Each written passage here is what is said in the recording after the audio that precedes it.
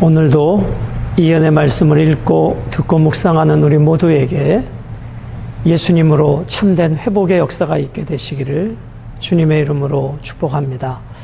함께 묵상하실 본문은 사도행전 15장 30절로 41절의 말씀입니다. 오늘 본문의 핵심 주제는 하나님의 사역은 어떤 경우에도 중단되지 않는다입니다. 사역의 주체는 인간이 아니라 하나님이시기 때문입니다.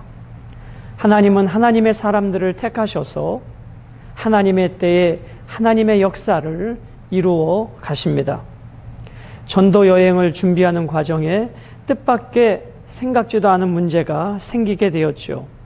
그것은 1차 선교 여행 중에 중간에 포기한 마가 요한을 2차 전도 여행 중에 데려갈까 말까에 대한 논쟁이었습니다. 바나바는 함께 데리고 가자 하였지만 바울은 데리고 갈 수 없다 하였습니다. 그리하여 바나바는 마가를 데리고 바울은 실라를 데리고 각각 2차 전도 여행을 떠나게 되는 것입니다. 각각의 논리가 있었지만 결국 바나바와 바울은 한 팀에서 나누어지게 되고 하나님은 그런 모든 과정까지도 합력해서 선을 이루어 가시는 것입니다. 오늘 본문의 내용들을 보시면 예루살렘 공회가 마무리된 후 사도들과 장로들이 이 안디옥 교회에 사절단을 보내기로 결정합니다. 그리하여 그 파결된 사절단이 예루살렘 공회의 결정을 공적으로 낭독하면서 안디옥 교회를 위로합니다. 오늘 본문의 또 한 내용은 바울과 바나바가 마가로 인하여 선교의 여행에 함께 가지 못하고 나누어지는 사건이 기록되어 있습니다. 자, 30절과 31절은 율법 없는 복음과 이방인 교회의 위로의 말씀입니다. 그들이 작별하고 안디옥에 내려가 무리를 모은 후에 편지를 전하니 읽고 그 위로한 말을 기뻐하더라. 자, 위로한 말. 위로라고 하는 단어의 의미는 가까이서 부르다, 곁에서 부르다 그런 뜻입니다. 그들의 위로, 권면에 대해 안디옥 교회는 매우 기뻐합니다. 우리를 한 지체, 한 공동체로 인정해주는 예루살렘 공회의 소식은 저들에게 큰 기쁨이었습니다. 그렇습니다. 위로와 권면은 항상 기쁨을 가져다 주는 것입니다. 여러분, 예루살렘 공회는 두 부리로 나눠졌지요. 전통주의에 사로잡혀서 이방인을 인정하지 않으려는 유대의 교권주의자들과 복음 안에서 저들도 우리와 같은 한 지체, 한 형제임을 인정해야 한다라고 하는 복음의 소식입니다. 결국 유대인들은 그리스도를 중심으로 나누어집니다.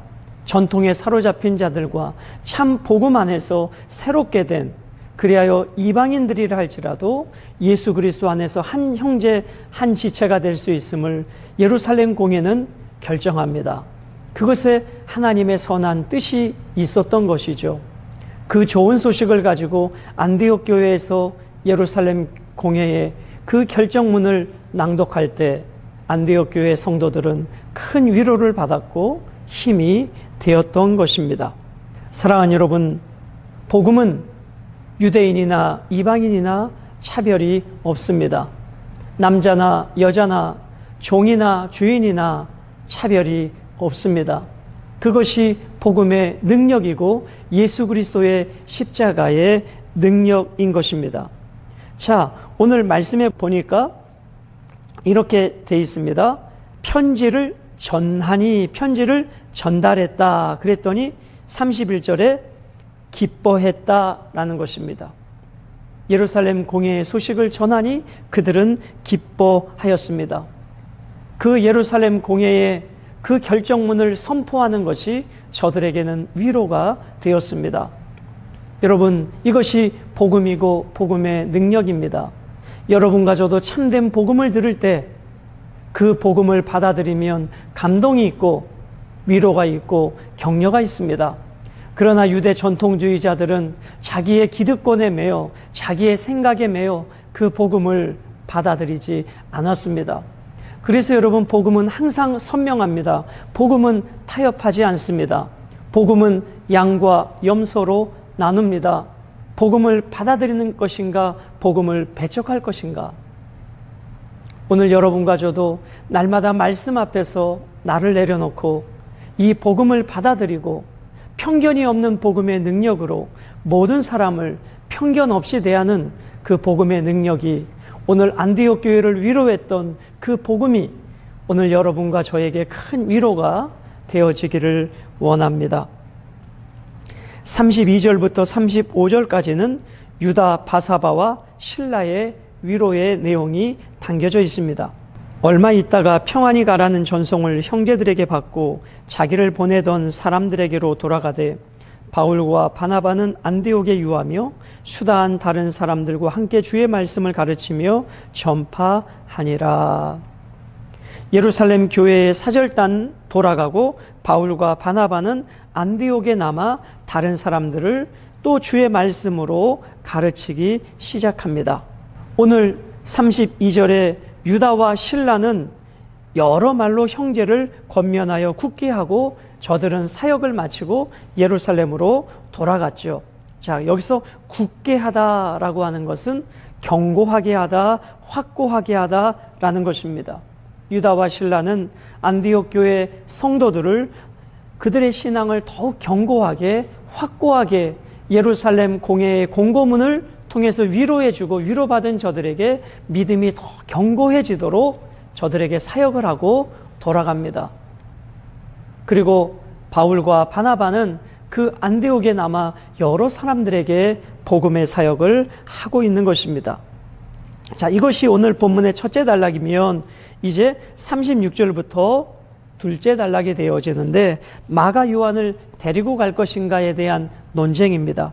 며칠 후에 바울이 바나바더러 말하되 우리가 주의 말씀을 전한 각성으로 다시 가서 형제들이 어떠한가 방문하자 하고, 자, 바울이 바나바에게 제안을 합니다.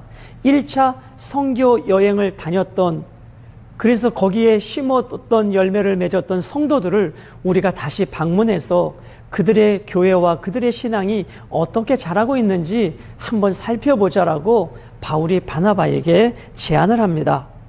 바나바도 흔쾌히 좋다고 얘기했겠죠. 그래서 바나바가 이렇게 말합니다. 37절에 마가라 하는 요한도 데리고 가고자 하나.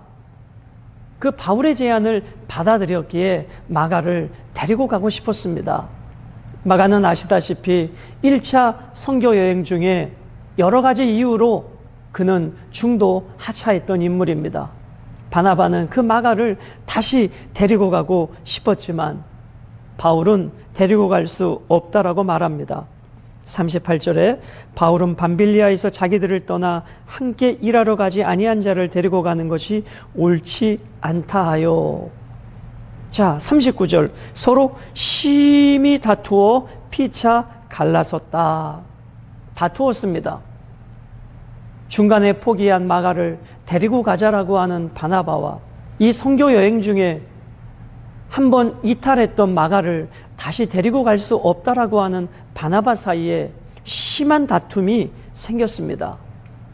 아마도 바울이 격렬하게 반대했던 것 같습니다. 그리고 그런 바울을 바나바는 설득했지만 결국 의견 일치가 되지 못하여 마가를 데리고 가는 그 문제로 인해서 바나바와 바울은 선교팀이 갈라지게 되었습니다. 바나바는 마가를 데리고 배 타고 구브로로 가고 바울은 실라를 택한 후에 형제들에게 주의 은혜에 부탁함을 받고 떠났다. 형제들에게 주의 은혜에 부탁함을 받았다. 무슨 말씀입니까? 주님의 은혜에 맡겼다. 그런 뜻입니다.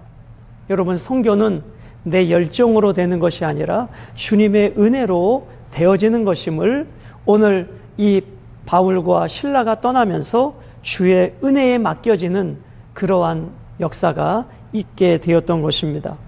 수리아와 길리기아로 다니며 교회들을 경고하게 하니라. 자, 이때를 기점으로 해서 이제 사도행전 선교의 역사는 바나바는 역사의 무대에서 사라지고 바울 중심으로 사도행전의 역사가 기록되어집니다. 바나바가 그 후로 어떤 사역을 했는지 성경에 명확하지는 않지만 그도 그가 있는 곳에서 열심히 하나님의 복음을 전했을 것입니다. 사랑하는 여러분, 오늘 사울을 바울 되게 하고 그 바울이 교회 공동체 안에서 인정받으며 사역할 수 있도록 길을 열어주었던 사람이 바나바였습니다. 바나바는 그래서 착한 사람입니다. 사람을 세우는 사람입니다. 위로자입니다. 오늘 여러분과 저도 마가를 데리고 가야 되느냐 말아야 되느냐 각각의 생각이 있을 것이고 각각 자기의 이론이 있을 것입니다. 여러분, 교회 공동체는 한번 실패했어도 다시 기회를 주는 것이 교회 공동체입니다. 주님이 베드로에게 그 기회를 주셨듯이 말이죠.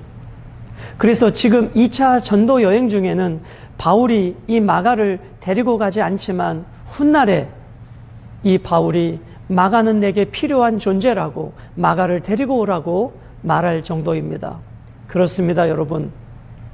하나님의 일은 어떤 일 자체보다도 사람을 통해서 일하시기에 사람들과 함께 가는 것이 중요한 것입니다. 그러므로 바나바는 그 마가를 데리고 그 마가가 교회 공동체 안에 또 세워질 수 있도록 그 마가를 세웠던 사람이 바나바입니다. 오늘 우리 교회 공동체 안에도 이 바나바와 같이 실패한 사람, 넘어진 사람, 누군가에게 상처를 준 사람, 그 사람을 품어가며 그 사람을 하나님의 교회의 일꾼으로 세워가는 바나바와 같은 좋은 협력자들이 된다면 하나님 앞에 얼마나 귀한 일이겠습니까? 사랑하는 여러분, 오늘 본문을 통해서 하나님께서는 예루살렘 공회가 아름다운 결정을 하게 하시고 그 결정을 통해 안디옥 교회도 하나님의 교회의 한 형제로 함께 인정되어지고 세워지는 놀라운 역사를 보게 되어집니다. 그러므로 교회 공동체는 위로와 격려가 넘쳐야 합니다. 비판과 정죄와 편가르기는 하나님의 교회에 있어서는 안 되는 일입니다. 비록 실패하고 넘어졌어도 그를 또 세워가고 위로하고 격려하는 것. 그래서 여러분, 최고의 신앙은 바로 이 사랑을 실천하는 것이 아닐까요? 나를 일으켜주신 그 주님의 사랑을 붙잡고 또 넘어진 누군가에게 또 다른 기회를 주고 다시 일으켜 세워갈 수 있는 이 바나바와 같은 사람, 바로 주님의 교회에 너무나도 필요한 일꾼입니다. 바나바는 다시 기회를 주었습니다. 그리고 그 마가를 교회 공동체의 중요한 일꾼으로 세워갔고 결국 나중에 바울조차도 그 마가가 필요한 존재임을 고백하고 있는 것입니다. 비록 선교의 역사의 무대에는 바울이 등장하고 바나바는 보이지 않지만 그는 보이지 않는 곳에서 쓰러지고 넘어진 사람들을 역사의 중심 무대로 세워가는 놀라운 인물이었습니다. 오늘도 여러분과 저를 통해서 예수 그리스도 우리의 회복, 우리 주변에 누군가의 위로와 격려가 필요한 자들에게 함께 하자고, 함께 넘어졌어도 다시 할 수 있다고, 그런 회복의 역사가 여러분과 저를 통해 이루어지게 되시기를 주님의 이름으로 축복합니다.